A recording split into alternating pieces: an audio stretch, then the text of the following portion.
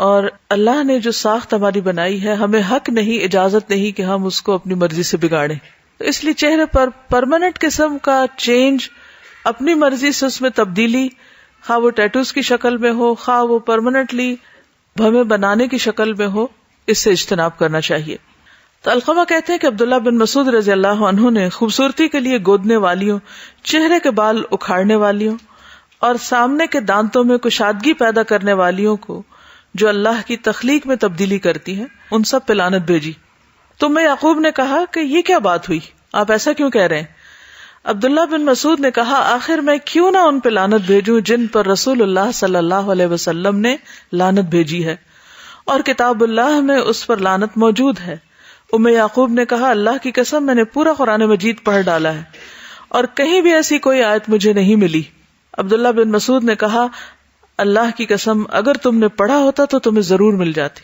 کیا تم کو یہ آیت معلوم نہیں؟ وَمَا آتَاكُمُ الرَّسُولُ فَخُذُوهُ وَمَا نَهَاكُمْ عَنْهُ فَانْتَهُوا، جو تم کو رسول دے وہ لے لو اور جس سے وہ روکے اس سے رک جاؤ. تو یہاں پر لفظ نمس آیا ہے، نامسات، نون الف میم صاد، نامس. تو چہرے کے بال اتارنے کے لیے لفظ نامسا آتا ہے. نمس کا معنی اہل لغت نے بالوں کو اکھاڑنا کیا ہے، اور نماس کا مطلب ہے موچنے وغیرہ کے ساتھ چہرے کے بال اکھاڑنا. ابن اسیر نے النہایہ میں کہا کہ نامسا وہ عورت ہوتی ہے جو اپنے چہرے کے بالوں کو اکھاڑے. یہ زینت المرأہ کتاب لکھی ہے عبداللہ بن صالح الفوزان نے، انہوں نے ابن اسیر کو کوٹ کیا ہے. ہاں، بیماری کی وجہ سے چہرے کے زائد بال اتارنے کی رخصت ہے.